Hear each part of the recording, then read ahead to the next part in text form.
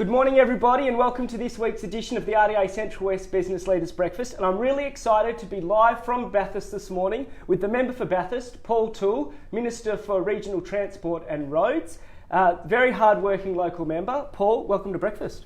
Yeah, thanks Sam, really pleased to be here and be able to talk to you. And I know you guys have been doing an amazing job travelling around the region, talking to different community leaders in our area, and I'll tell you what, it's just giving people a great insight to what's actually happening. So well done to you guys too. Yeah, thanks very much. Look, I think we're into edition 21, but it's fantastic to have a key local leader like yourself involved in the breakfast. Paul, a lot of people know you as the member for Bathurst. You're elected in 2011, but can you tell our viewers a little bit, I guess, about your journey and what led you into State Parliament? Yeah, look, I probably didn't have a career path that I actually thought that I wanted to go into state politics. You know, along this journey, I was probably fortunate enough that my dad was actually involved in local government. He was the president of the Evans Shire here for a number of years, and then when he retired, I decided to actually put my hand up and follow in his footsteps. And I thought at the time, look, I've been helping him out. I've been going around when he's been campaigning. I used to be the little bloke that'd get out, I'd open the gate, he'd go wandering into someone's house, and I'd probably be standing at the gate about half an hour or an hour later before he came back and picked me up. But I then got to know a lot of people as well. So the fact that I was able to hand over his flyer and made it sort of think, well, actually I'm going to have a run for council. And I ran for council, and it was just a great opportunity to represent people here in the local area. Went on then to become part of the Bathurst Regional Council at the time, Deputy Mayor, Mayor then as well. And then I started thinking, I want to see more happen for this area, because there was projects in this local area that weren't being delivered. There was projects that I thought, hang on, I want to make sure that we've got a voice at the table in government to be able to deliver them. Got elected fortunately, and here we are, been on the journey now for nearly 9 years now, and got some great projects that have happened. But in that time, Sam, I was also a school teacher, so loved school teaching. Did it for 20 years, and I've got to say that it's no different today. The kids that I'm teaching today are just a bit bigger. So so it's the same sort of principles about listening to people, working with people, and everyone's got different needs in the local community, and it's about trying to work through each of them. Yeah, I think it's absolutely right. And you touched on it there a bit earlier. Politics and local government runs in your family. What do you think was one of the key lessons that you learned as mayor and in your career in local government? Because this as we do, local government, they play a vital role in country communities. But what do you think was one of the key lessons you took away from that period of your journey? Yeah, I think you have to look. Most importantly, you've got to listen to people, and I think, and even like today, I think sometimes people know that you're not going to win every fight, you're not going to win every argument. But at least if you listen to them and you have a go, I think that's critical and that's vitally important. So, for people that come in, having that patience and giving people that time is absolutely critical as well. But, there are so many different needs, and I think from a local government perspective, council is, right at the grassroots of what the needs are of the community. So they're listening to the projects that are needed by the local community. It might be a local playground, it might be upgrades to an aquatic centre, it might be local roads that need to be improved, and then it's about having that strategic vision and that bigger plan for the area and taking it to other tiers of government, because that's where primarily the bigger cash is at the end of the day to be able to deliver some of these projects. So having that relationship then with other tiers of government has been critical in actually getting the investment that is needed in the local area. And I was fortunate enough when I was the mayor that it was a real boom time here in Bathurst. We were able to make Bathurst one of the fastest growing inland regional centres across New South Wales at that time. And there was a lot of hard work. There was a lot of trips to talk to business owners, to prospective business owners wanting to invest in the area, but making sure that we opened the doors and making sure that we provided opportunities for them to be able to come to this area. Yeah, absolutely. Have you seen an uptick in interest for businesses looking to relocate to Bathurst and to the Central West as a result of COVID? I know at RDA we've seen an increase in interest, but have you seen that reflected in your patch? Yeah, look, absolutely, and I think there's two things. I mean, I think COVID's really shown that people, in metropolitan areas, they were, during that shutdown period, I think it was a reminder to people that, hang on, I'm stuck in places like Sydney, I've got no backyard, I've got these concrete buildings around me. This is not a lifestyle that I enjoy or want to be in. So we're seeing people now, looking at wanting to move into the region. So I think that's important as well, that people are saying, well, hang on, I don't want that lifestyle in the metropolitan areas anymore. But we're also seeing a great uptake from business and industry looking out into the regions at the moment to be able to reinvest, because the thing is, people today now, and I think COVID sometimes has actually shown this, we don't need to rely on seeing people go into offices in Sydney to be able to do business. We've all got used to doing things on Zoom. We've also got used to Microsoft Teams, all of those, great ways that we can communicate with one another. So why not? Why not people be living out here in the country and being able to do the same activities and business that they've done in the past? So I think we're able to think very differently, but also, it's really nice to see that we've got places like, for example, Borg in Oberon. They've just been approved for a $1.5 million expansion to their plant out there. Previously before that, they were investing over $100 million, but we're talking about another 30 jobs into that local community. The other day I was down at Nestle in Blaney. Yep. They've got a $90 million investment, and while that's going to see construction jobs, what it says to the region and the community is the fact that we're not going anywhere. We're going to be here for the next 10 to 20 years, and that gives security, and that lets all the workers know that who are currently employed there, that they have certainty around their future job prospects. So there is a lot of that happening as well. Interest rates are low, so it's a good time to borrow as well. 2%. That's just that's great at the moment for businesses and industry that want to invest. But there are some really good stories out there currently in the marketplace, and we're seeing a lot of them here in the Bathurst electorate, but also right across the Central West, which is pretty exciting. Yeah, absolutely. And we might chuck up the details for Borg and Nestle Purina, because you're right, there's some important investments going on there and there's job opportunities, and I think that's absolutely fantastic for the region, because if you've got good jobs, good amenity and good opportunities, that's the perfect mix to make the move into our region. Yeah, absolutely. And the other thing is too, we've got to provide these jobs at the end of the day for younger generation as well. We don't want to see our kids, and this is the problem in the past, some of our our kids that are actually growing up here, they feel as though they've got to move out of the area to go and find a good job. We've got a lot of good skilled jobs here in the local area. We're providing that opportunity, and the beauty of it is when you've got investments like this actually happening, it tells a very good story about what those prospects might be for the future. And I think this is what it's about. It's showing that there's a lifestyle here, but there's a job opportunity here as well, and there's strong investment. So you put all that together, and I think that's positive. And government's working to fast track some of these planning approvals. Some of this is private investment, which is actually fantastic, because government can support a region, but if private investment is putting their cash and their dollars in, that's what really creates jobs. Government provides the environment, but what we're seeing is private investment then comes along and actually creates jobs in the local community. Yeah, look, and that's probably a nice segue into one of the questions I was going to ask you a bit later, but a couple of weeks ago there was a really exciting announcement made around a cybersecurity centre here in Bathurst. The Central West has an evolving innovation culture, but can you tell our viewers a little bit, I guess, about that project, and do you think that is going to be one of those catalysts to bringing more private investment? Look, absolutely, and I think for your listeners this morning, cybersecurity is something that we talk about, and we think about cybersecurity being in the capital cities. Well, I had the minister out here probably about 6 weeks ago, and we announced that Bathurst is going to be the first centre that is going to be set up to actually have cybersecurity. Now we're seeing a lot of people getting tech savvy, but we're seeing a lot of attacks when it comes to people being able to hack into different systems and all of that. So what we've actually got now here in Bathurst is 8 highly skilled jobs already.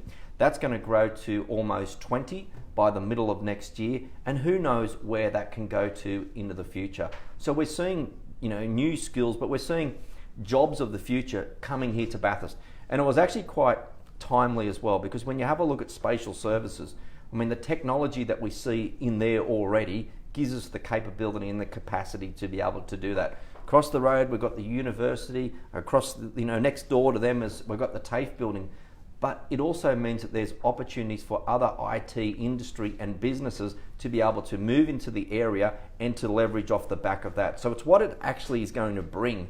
And I'll give you a good story. Even this week, I was up there on, with council. We've got another company coming to town called Leading Edge Data Technology. So they're going to bring one of their centres to be based right here in Bathurst. And they've actually said, because you've got the cybersecurity here and you've already got the university and TAFE and spatial services, it's the ideal location for us. So already we've got another industry and another business that's going to be locating here. And what they're going to provide is, a lot of that data that we see in the cloud, goes to Sydney and is stored in Sydney. Well, guess what? Now we're going to see it out here in the Central West, and they're going to actually see it stored here at one of their data-based centres. And this will create jobs, but again, it's going to be creating jobs of the future off the back of this. So already in 6 weeks, we're starting to see very quickly the benefits of it. And I think we'll see more of that in the regions as we go forward. Yeah, I tend to agree, and you've got that cohort of experts or technical expertise in the region, so it's easier to attract others. And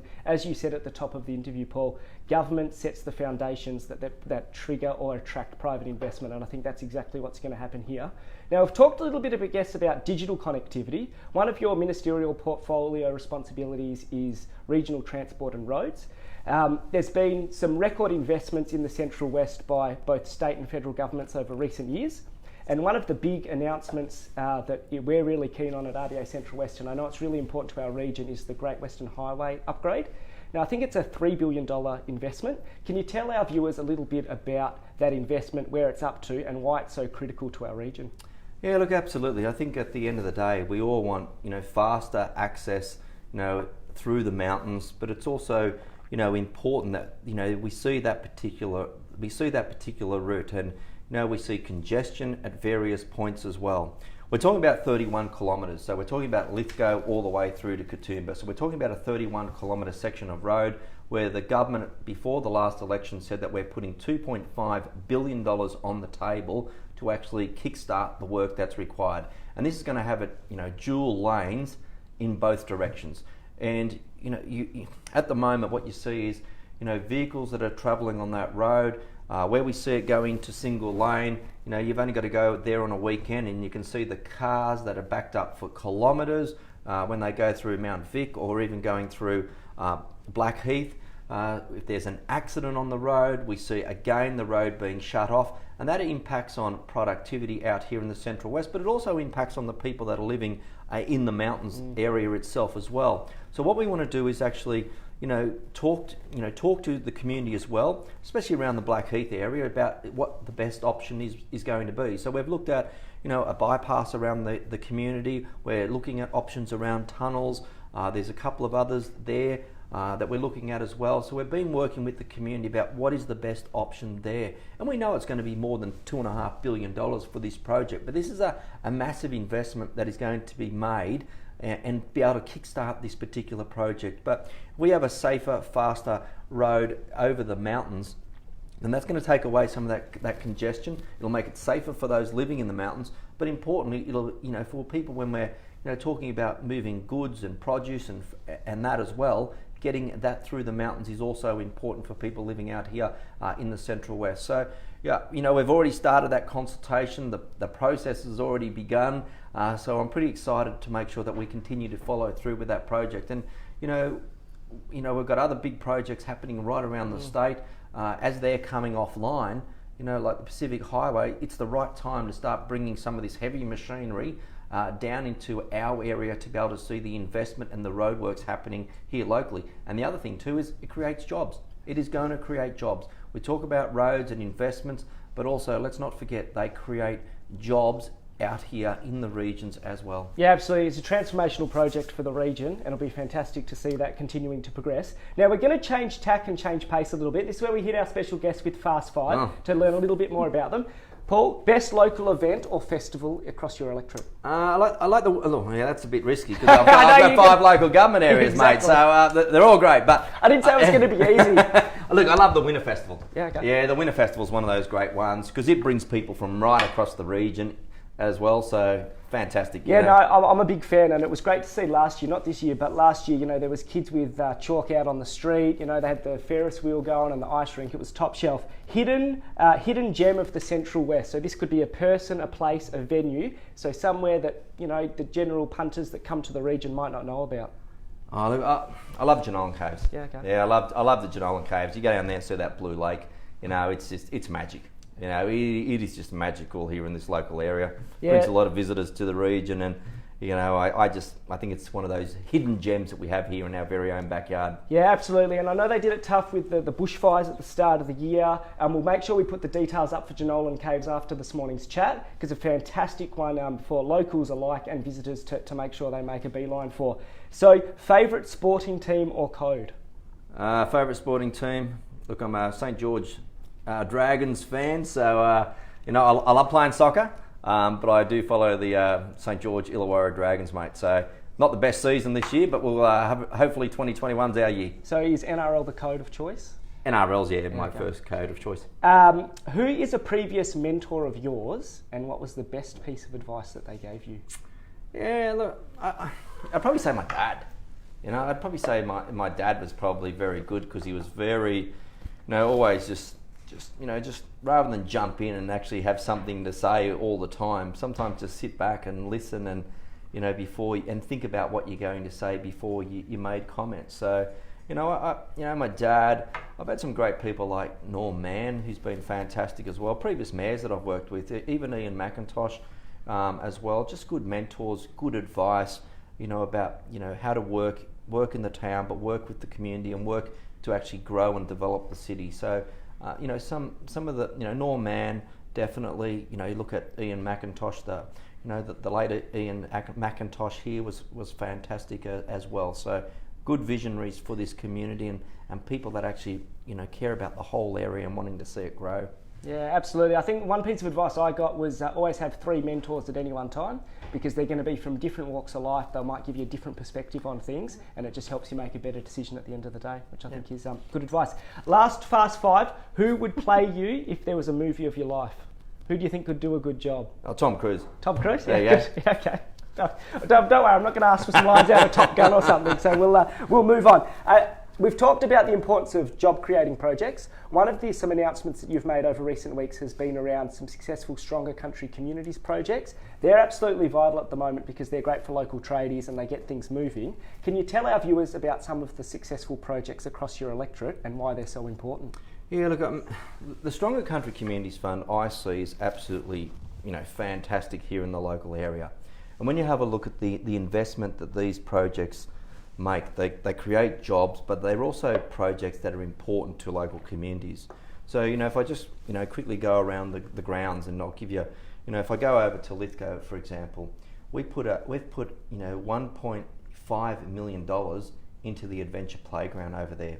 So previously they never had a playground of this size or of this magnitude for the community to be able to enjoy. So first of all, we've given $1 million, and now they've got another $520,000 to actually go towards putting in a pump track. So that's for kids that are wanting to, start to learn to ride bikes there. But just to see the families that go there now and use that facility is amazing.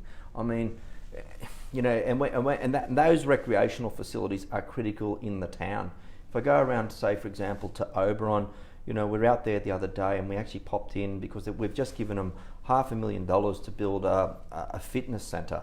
Now, we talk about a fitness centre, and for a lot of our larger towns, we take it for granted that they're already there. Well, Oberon never had one. So Oberon now's got this brand new fitness centre that's being constructed. We've got the YMCA are in there now. They're managing it. They've only just opened this week, and in 3 days they've had 125 guests that have actually signed up to become a member. So already there's been a huge interest in that area. But we made that happen. We've also built them in Oberon. $500,000 again for a skate park, and this gives the kids something to do on the weekend, gives the kids something to do after school or even during the school holiday period. So I say that that's another good investment for an amenity and a project that's needed in that local area. Yeah, I think you hit the nail on the head. You just said amenity. And if we're trying to attract people to our region, you can have great jobs up at Borg or down at Nestle Purina, but you need to have the amenity in the community as well.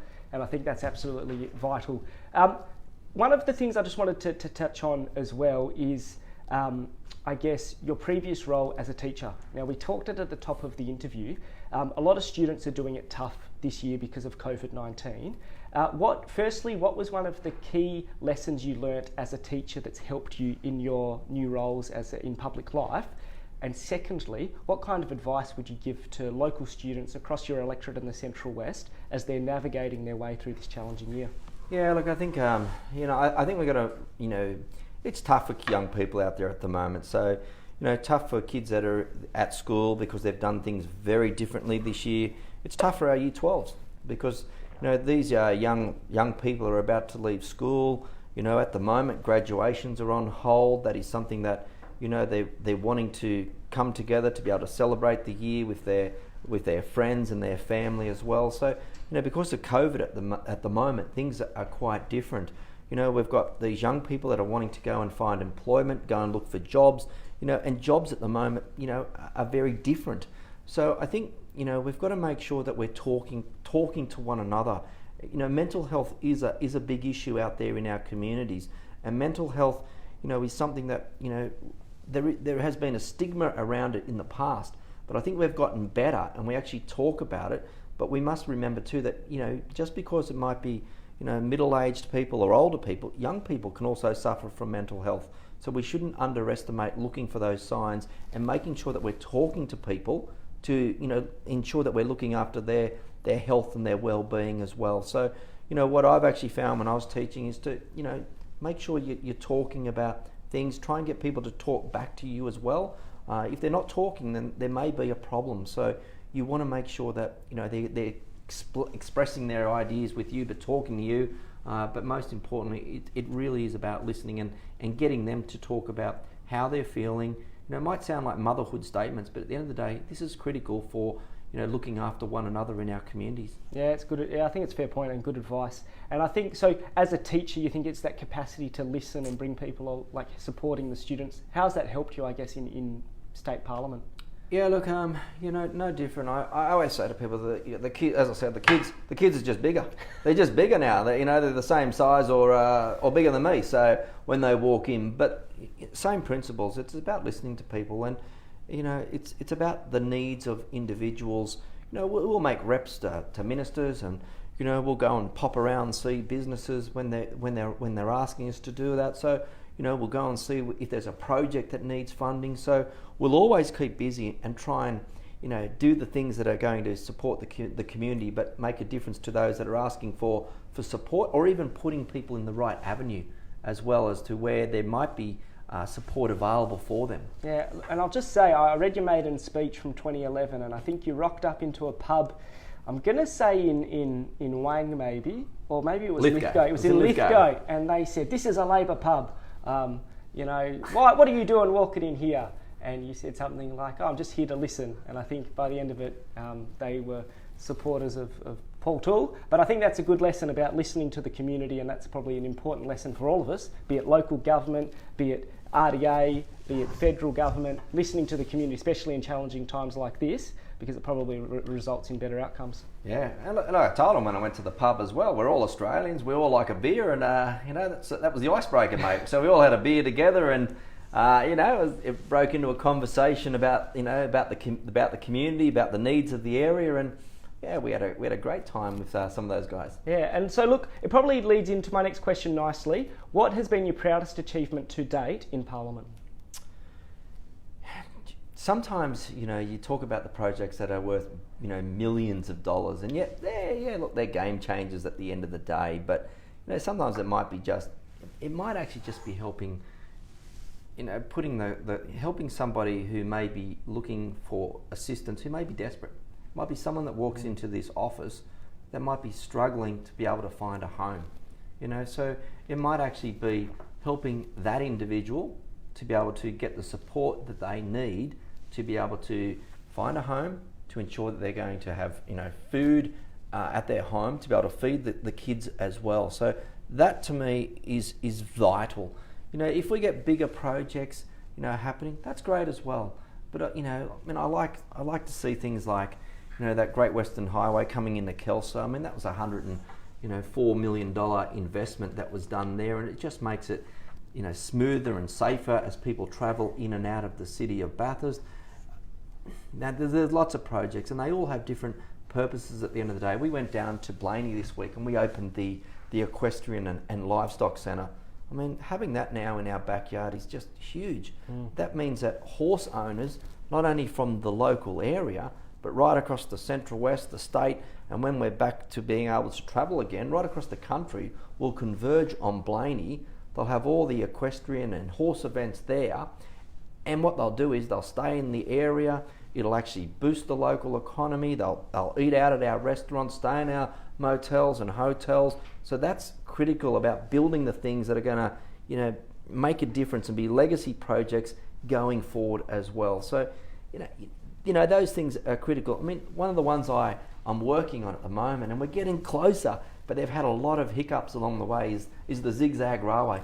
I love the Zig Zag Railway, and there are so many people that want to see that reopened again, and already we've given them, several $1 million to go towards opening it. Well, that's a good lead-in, because I had that as one of my next questions. I know it was ravaged by bushfires in 2013 and then I think again in 2019. Where's the project up to? And I know, Lithgow's the gateway to the Central West, and that's a major tourism attraction up there. Can you give our viewers a bit of an update of how that project's progressing? Yeah, look, firstly, the Zig Zag Railway, it's actually volunteers that run the operations there. So in 2013, we saw the bushfires that went through there. And on top of that, then we actually saw some floods that went through and did further damage to the track. So they've been working around the clock. So what I've been able to do is to get the government to step in to provide some assistance and some cash to be able to help them get on with the project of reopening the Zig Zag. They probably about 2 months ago, they had the very first train run on the line again. So they're getting closer. So the tracks are now being brought up to a standard where we can see trains running on them again. So we haven't got to the point where tourists are able to use it, but at least we're at that point, and that is a huge step. So I've just had transport and the team in there as well, been working around the clock. They've actually helped clear a lot of the trees that had fallen onto the line in the recent bushfires as well. So we've been able to clear the line and be able to get them able to operate again. We're hoping that, in the next 6 to 12 months, and I'm not 100% sure when the timeline is with them, but we're hoping that, sooner rather than later, we'll see that open. Because in the past, the Zig Zag Railway used to see something like around 60,000 tourists every year go and use that facility. And 60,000 people coming into a community like Lithgow is critical, because that actually is driving tourism. Again, it's helping the businesses down in that local area. It's about supporting the local economy, and it's also having that flow-on effect, because if they come to the Zig Zag and they have a day or an experience there, then who knows, they might want to go to Bathurst or Orange or Dubbo, and spend a whole week out here in the Central West and really see all the things that we have on offer. But, we've given them the dollars to actually do things. We know they've been doing a lot of work. We know we're getting closer. And I don't think I think we're all waiting for the day when we can actually be standing on a train, which is once again open up for visitors and locals and tourists alike again. Yeah, absolutely. And I think it's a good point. It's that variety of tourism offerings that the Central West has that is absolutely vital, because, as you said, they might come to Lithgow to do Zig Zag Railway, then they might know, Bathurst, come across for the 1000 or whatever it might be. So I think they're all very important. Now, we're coming towards the end of this morning's chat, but I've got a couple more quick questions for you, Paul, before we wrap it up. I guess we've talked about some of your proudest achievements in Parliament. You've been the state member for Bathurst for coming up towards 10 years. It's probably gone quickly at times. Oh, yeah. But what do you think is some of the unfinished business, or maybe a missed opportunity that you've had to date that you'd like to rectify?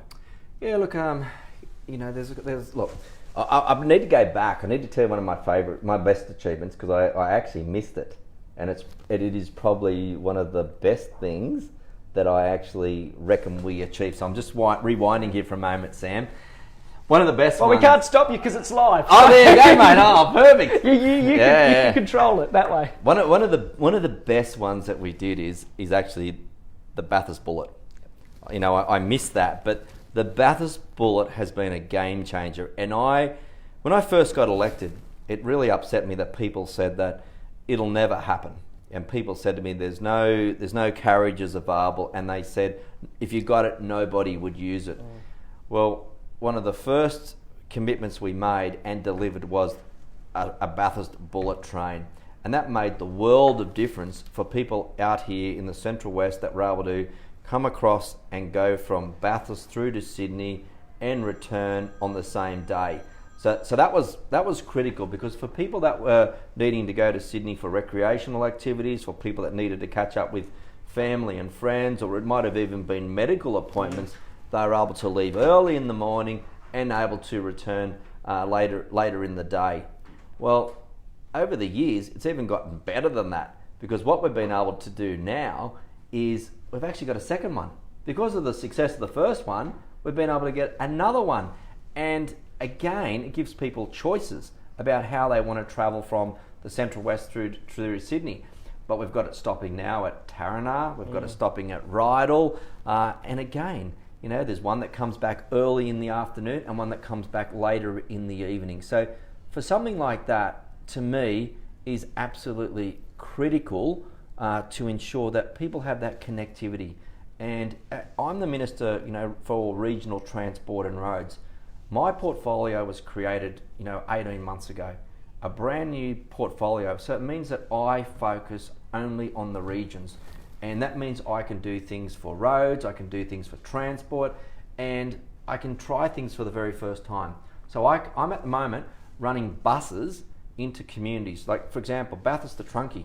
There's a smaller village 50 kilometres out of Bathurst. They've never had public transport.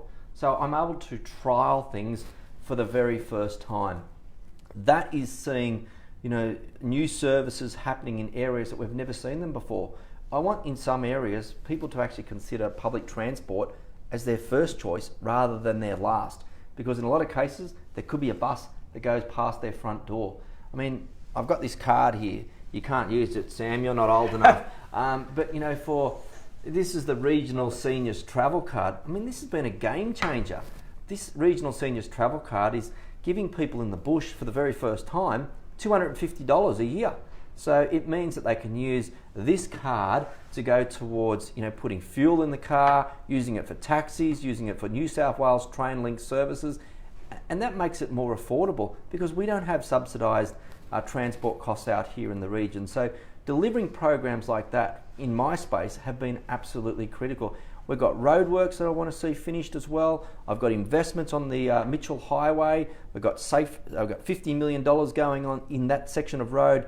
You know, still, we're about halfway through it. We're about to start another section in another couple of months. Out here at Raglan, we've got, you know, $30+ million to go into the roads out there. We've got great programs for our councils with fixing local roads, fixing timber bridges, you know, money and investment that we haven't seen in the regions before, and we want to keep pumping it out here because it creates jobs, but it also makes our communities better places to live in for those that want to move here. Well, I think that is a fantastic way to finish up this morning's chat, Paul. There's plenty happening in both as a local MP, but also in your portfolio. And I know this Regional Seniors Travel Card has been a bit of a game changer. So we might put the link up for the Regional Seniors Travel Card for those viewers that might be interested for that one. But Paul, for viewers and community members that want to engage with you as the local member for Bathurst, what's the easiest way for them to engage with you and your team to learn more about what's happening in your patch, but also to learn more about what's happening in your ministerial responsibilities? Yeah, look, if people want to know what's happening, I mean, you know, first of all, our office is always available for people that want to pick up the phone, you know, and ask a question. People can go and, you know, contact our emails. If people want to follow what I'm doing daily, you know, please go to my Facebook page, because they'll be able to see the different activities and where we're travelling and every they can day. watch today's chat back as well if they've missed anything. And they can watch this as well. So we've got a website, we've got a Facebook page. If people have got questions, please feel free to just email our office and we'll get back to them with a response. So, importantly, these are the things that we want to continue with as well. And look, Sam, isn't it nice? Like we've had a tough year. Like I think we need to be very upfront. We've had a tough few years. We've had droughts. Then we've had bushfires. Then we've had floods, and now we're in the middle of a pandemic. So it's been a tough year, and for a lot of people out there, we're in a world that we've not seen before. And I think we've had one thing after the other. I mean, we were dealing with water issues. Until we saw some rain there, a week ago, Bathurst was on a critical water list. So, the government's been putting, $25 million here to support Bathurst Council. We've got money for Orange and other smaller towns. But, it's nice to see some rain, the dam's full. It creates hope, and that's what people are looking for. They're looking for hope, and they're waiting for the day in which we can start to get back to doing things the way in which we used to. Now, things will be different for a while. But at the end of the day, we want the community to be safe. We want to look after one another, and we all do that, then we'll certainly get through this time. Yeah, absolutely, Paul. I think that's a really nice way to finish up this morning's chat, a nice positive way to finish. But look, for our regular viewers, thanks, Paul, for your time. Really appreciate it. And for those, make sure you tune in same time next week for the next edition of the RDO Business Breakfast. We hope you have a fantastic day and a great weekend, and we'll catch you next week.